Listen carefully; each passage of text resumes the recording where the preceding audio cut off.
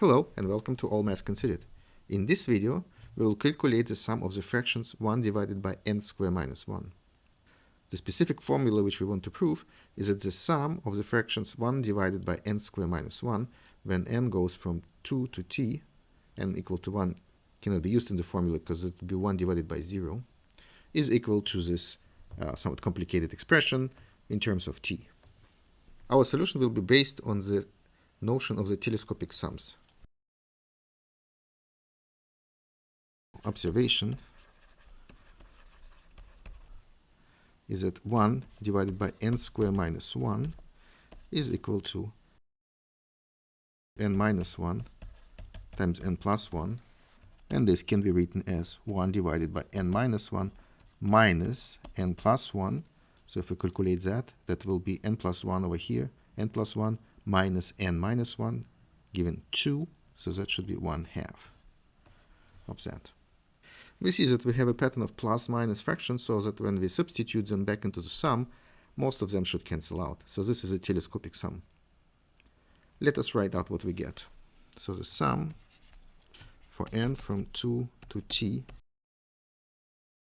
1 divided by n squared minus 1, is equal to the sum n equal 2 to t, 1/2 of 1 divided by n minus 1 minus 1 divided by n plus 1. We can rewrite this as 1/2 of the difference of two sums.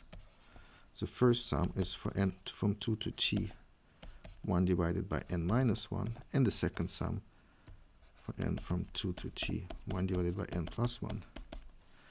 Let us reindex the sums, so we get 1/2.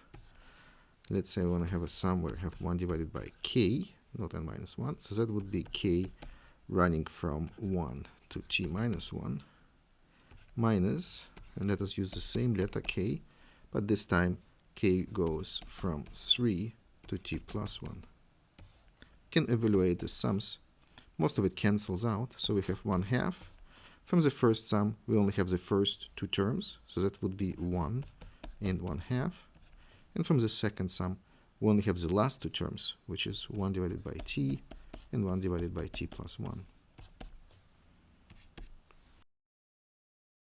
Calculating this fraction will give us the following: 1/2, 3/2 minus 1t minus 1t plus 1,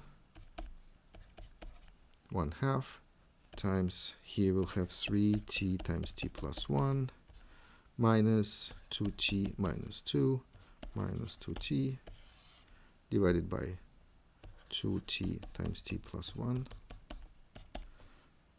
which will give 3t squared minus t minus 2 divided by 4t times t plus 1. And solving the quadratic equation on top, we see that this is nothing else but t minus 1. 1 is a root. Of course, if we substitute t equal to 1, we have 3 minus 1 minus 2 equal to 0. T minus 1 times 3t plus 2 divided by 4t times t plus 1. So using the property of telescopic sums, we obtain this formula, which is what we wanted to prove in the beginning. Note that we did our calculation for t at least 3, and feel free to check that it also works for t equal to 2. And this is how you can use telescopic sums to evaluate sums like that.